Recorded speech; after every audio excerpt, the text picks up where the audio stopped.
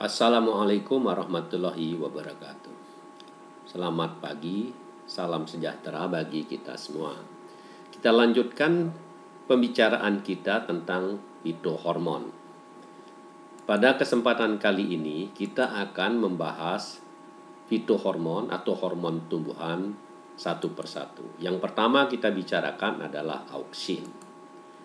Auksin dicirikan sebagai substansi yang merangsang pembelokan ke arah cahaya atau fotonasti pada bioasai terhadap Coleoptile Haber atau Avena sativa pada suatu kisaran konsentrasi tertentu. Beberapa auksin alami adalah asam indol asetat dan asam indol butirat. Asam indol asetat disingkat IAA dan asam indol butirat disingkat IBA. Banyak ditemukan pada hampir semua kehidupan, mulai dari ganggang, bakteri, jamur, lumut, paku, dan tumbuhan tingkat tinggi. Sintesis auksin mengambil tempat pada 1. Ujung batang, 2. Tunas muda, 3. Primordia daun, dan 4 pada embrio yang sedang berkembang. Auksin dalam tumbuhan dapat berupa 1. Berupa auksin bebas yang aktif. Kemudian kedua berupa auksin terikat atau auksin tidak aktif yang merupakan bentuk cadangan auksin atau bentuk untuk ditransportasikan.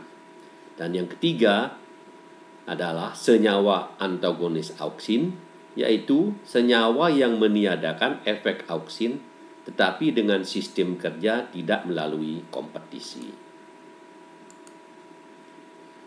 Contoh auksin simpanan dan cara melepasnya. Misalnya, auksin simpanannya adalah dalam bentuk indol aseton nitril. Kemudian dengan enzim nitrilase akan berubah menjadi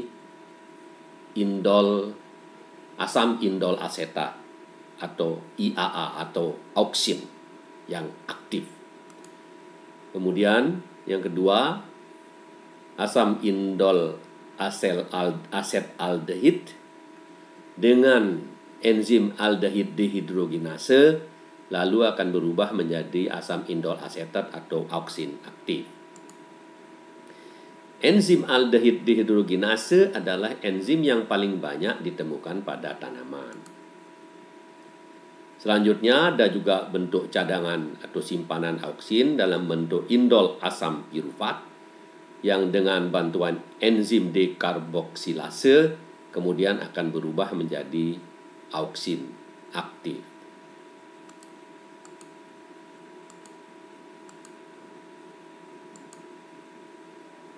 Peran fisiologi auksin. Yang pertama, auksin berperan di dalam pertumbuhan batang. Pertumbuhan memanjang melalui pembelahan dan melalui pembentangan.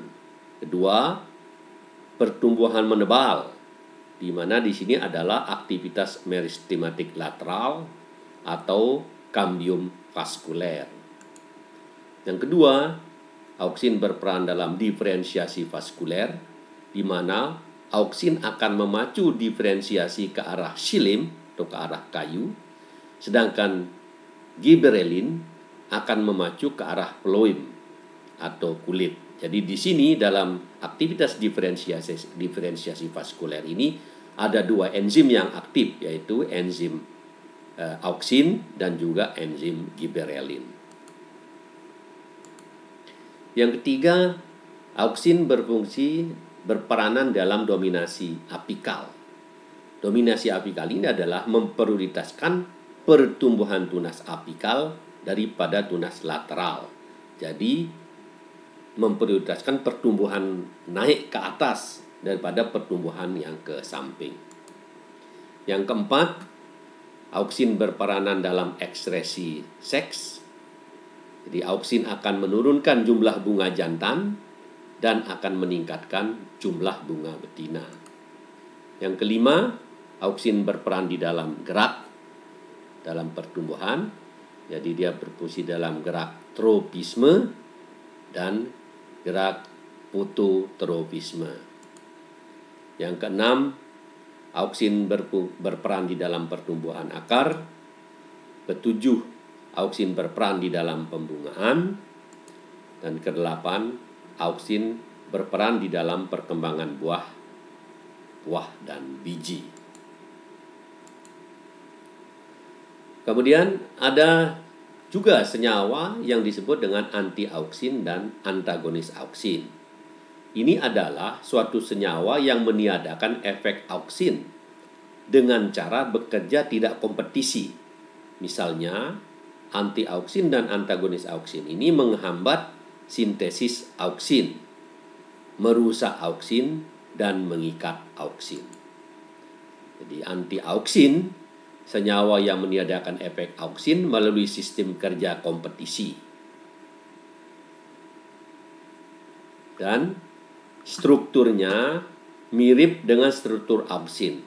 Contoh dari anti-auksin ini adalah misalnya 2,4-dikloroniazol. Ada beberapa sintetik auksin atau auksin buatan.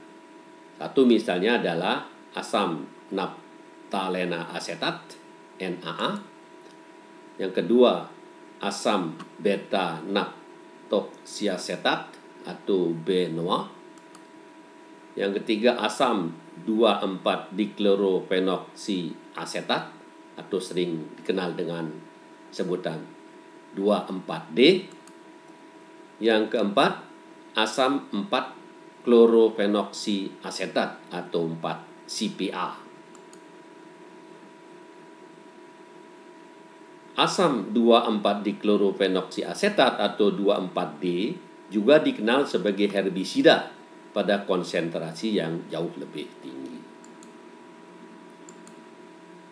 Kita lanjut dengan fitohormon atau hormon giberelin.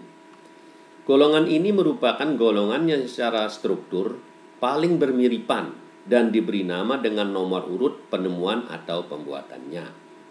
Senyawa pertama yang ditemukan memiliki efek fisiologi adalah GA3 atau asam giberelat 3. GA3 merupakan substansi yang diketahui menyebabkan pertumbuhan membesar pada padi yang terserang fungi Gibberella fujikuri. Giberelin dapat juga berikatan dengan gula atau glukosa dan disebut sebagai giberelin glikosida. Peranan giberelin: 1. Giberelin berperan dalam perpanjangan batang pada tanaman yang kerdil. Yang kedua, giberelin berperan pada modifikasi tahap pertumbuhan tanaman, dapat berfungsi ganda. Tanaman muda dibuat menjadi dewasa, atau pada spesies lain, tanaman dewasa bisa dibuat menjadi muda oleh aktivitas giberelin. Peran yang ketiga, giberelin merangsang pembentukan bunga jantan pada tanaman. Yang keempat, giberelin dapat merangsang pembentukan buah dan perkembangannya. Yang kelima, giberelin merangsang germinasi biji. Jadi untuk mengatasi dormansi. Jadi dormansi itu adalah fase di mana biji itu berada dalam keadaan dorman atau beristirahat. Nah, untuk merangsang germinasi maka dapat digunakan hormon giberelin. Yang keenam, giberelin akan menghasilkan enzim selama proses germinasi. Dan yang ketujuh, giberelin akan mempengaruhi pertumbuhan dan juga perkembangan akar, daun, bunga, serta buah. Demikian yang dapat kita sampaikan pada kuliah pada kesempatan ini. Kita nanti akan lanjutkan pada kuliah yang lain untuk membahas hormon tumbuhan yang lain. Terima kasih. Assalamualaikum warahmatullahi wabarakatuh.